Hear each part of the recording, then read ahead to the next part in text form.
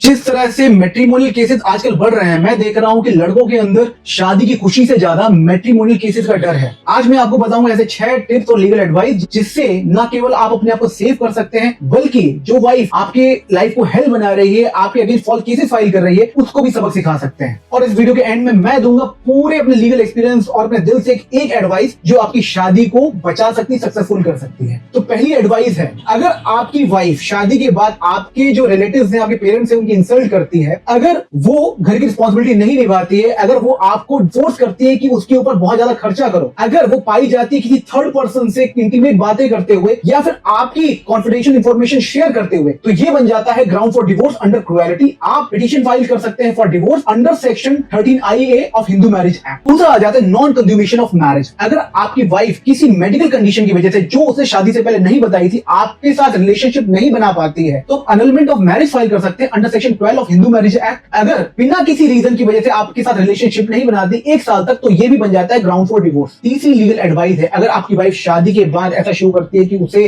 पारिवारिक जिम्मेदारियों में कोई इंटरेस्ट ही नहीं है, वो आपके साथ रहना नहीं चाहती, वो किसी और के साथ रहना चाहती है, अपने हिसाब से जिंदगी जीना चाहती है, तो ये करने से पहले, उसको घर से बाहर भेजने से पहले उसके साथ एक mutual consent separation agreement sign कीजिए, जिसमें प्रॉपर लिखिए कि आप दोनों अलग होना चाहते हैं, क्यों अलग होना चाहते हैं। साथ के साथ ये लिखिए कि वो फ्यूचर में आपसे मेंटेनेंस क्लेम नहीं करेगी, और इस एग्रीमेंट को 2-4 विटनेस से अटैच करवाइए। साथ के साथ कोर्ट में जाके नोटरी के रजिस्टर में एंट्री करवाइए। इससे क्या होगा कि जो 144 BNS यानी 125 CRPC जो पहले होता था, उसमें जो मेंटेनेंस राइट होता था, वो खो देगी। चौथा आ जाता है फॉल्स FIR। अगर आपकी वाइफ आपके ऊपर झूठा क्रिमिनल केस फाइल कर देती है, डौरी केस फाइल कर देती है, और उसके पास कोई रेलेवेंट एविडेंस नहीं है, तो इसकी क्वेश्चन के लिए आप फाइल कर सकते हैं पिटीशन हाई कोर्ट में। अगर आपका केस क्वैश हो जाता है और इन केसेस का फैसला आपके हक में आ जाता है, तो आप फाइल कर सकते हैं सूट फॉर मैलिशियस प्रोसिक्यूशन, जिसमें आप उसे डैमेजेस क्लेम कर सकते हैं। पांचवा आ जाता है चाइल्ड विजिटेशन राइट। अगर आपकी वाइफ आपसे महंगा मेंटेनेंस मांग रही है, आपसे बच्चे को मिलने नहीं दे रही है, तो आप एप्लीकेशन मूव कीजिए under section 26 of Hindu marriage act या फिर under guardians and ward act, जिससे आपके बच्चे से मिलने के लिए आपको जल्दी से जल्दी ऑर्डर मिल जाएगा। 6 एडवाइस है, अगर आपकी वाइफ आपसे ज्यादा मेंटेनेंस लेना चाहती है और इसके लिए वो इनकम एफिडेविट में अपनी इनकम को लो दिखाती है और आपके प्रूफ है कि उसकी इनकम में से कहीं ज्यादा है, तो आप फाइल कर सकते हैं पर्जरी एप्लीकेशन। ये क्रिमिनल प्रोसीडिंग है, इसके लिए उसे जेल भी जाना पड़ सकता है। तो दोस्तों, लास्ट में एक बोनस एडवाइस देना चाहूंगा कि अगर हम देख रहे हैं कि मैट्रिमोनियल केसेस बढ़ रहे हैं, तो क्यों बढ़ रहे हैं? क्या सारे लड़कियां गलत हैं या लड़के गलत हैं? देखिए, ऐसा नहीं है। मैट्रिमोनियल केसेस बढ़ रहे हैं क्योंकि हम जल्दबाजी करते हैं, क्योंकि हम लापरवाही करते हैं। देखिए, जिससे भी आप शादी करने वाले हैं, अगर आपका रिश्ता पक्का हो गया है, तो उसके साथ टाइम लीजिए, उसके साथ बात कीजिए, 1 महीना, 2 महीना, 3 महीना, 6 महीना, उसको जानिए, अपनी एक्सपेक्टेशन क्लियर कीजिए, उसकी एक्सपेक्टेशंस जानिए, क्योंकि ये जो मैरिज का फैसला है, ये सिर्फ आपकी लाइफ का सवाल नहीं, आपकी पूरी फैमिली की लाइफ का सवाल है। Thank you very much.